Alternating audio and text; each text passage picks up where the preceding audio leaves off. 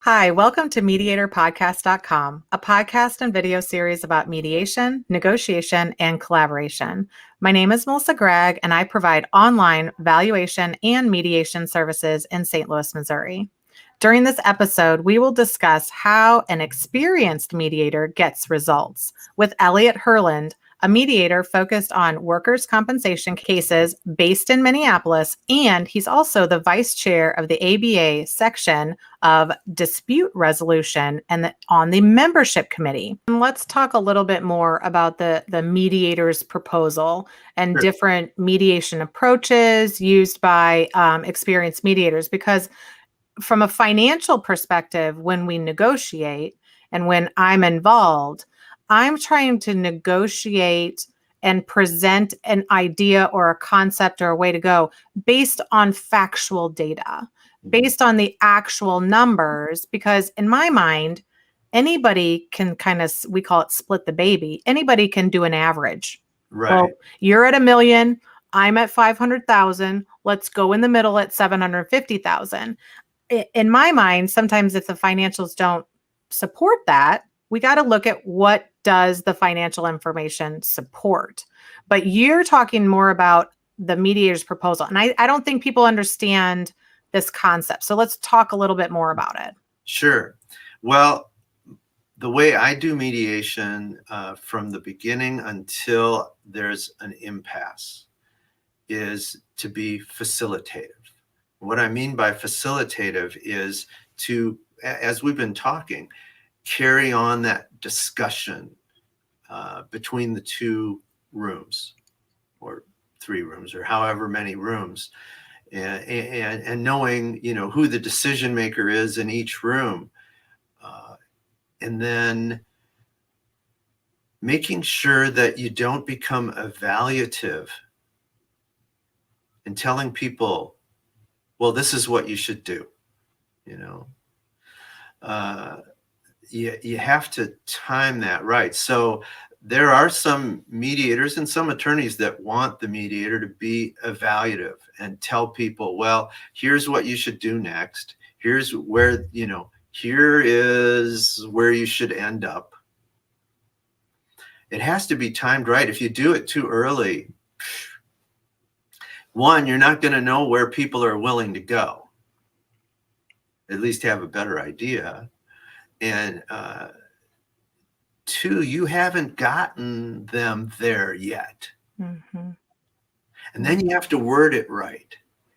You have to make sure that you don't slight anybody's case.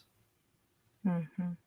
You talk about the range and where and you want to explain, look, if I put out a number that I know your client is going to accept, I'm not doing you any favor because I know the other side is going to say no.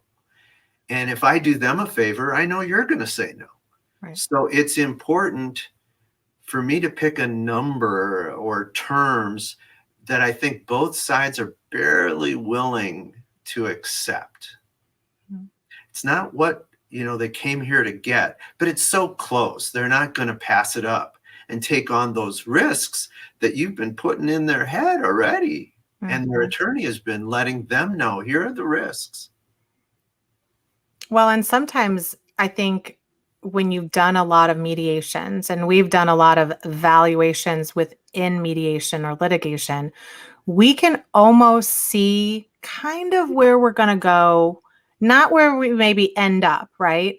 But we probably know the path. We can see the path that's been cleared a little bit, but they haven't.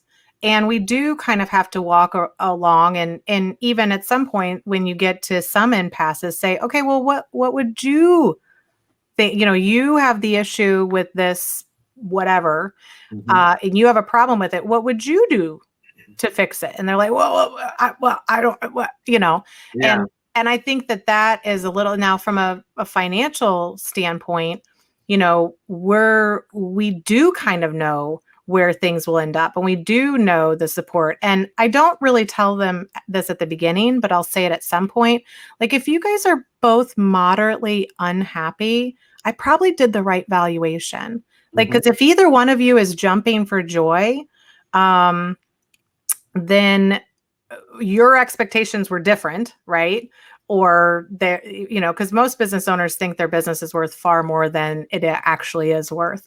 Unless they have to split it, then the evaluation is, oh, my company is only worth this much, so I'm only going to give my spouse X dollars. Elliot, if you're getting divorced, the business is worth nothing. Right.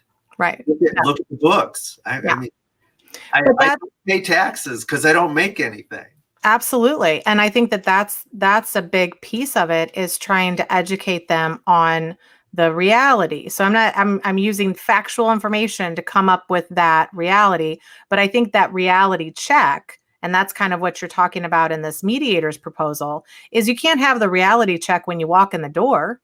Like, I don't even know what we're doing. I don't, what do you mean? Like, you really have to, it is a process, and time is involved, because it takes some time to walk down that path. And here's the key to mediators' proposals. And what I find is the beauty of it is neither side lets the other side know if they've said yes. They let me know, is it a yes or a no? And then I let both sides know.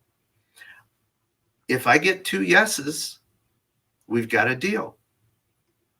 If they say yes and you say no, they'll know about your answer, but you won't know that they were willing to do it. And the negotiation positions are going to be protected. You're still at where you were at the point of impasse. So those answers come to me confidentially. And I don't, if someone tells me yes, I don't go to the other room and say, hey, I'm ready for your answer, because that's pretty much telling them that the other side just said yes. Oh, this is huge. This is, I think this is the golden nugget of this entire thing. This is huge. Like, I didn't even think about that, but you're so right. If somebody says yes and you're like, well, they already agreed to it and you're not agreeing to it, but I love that.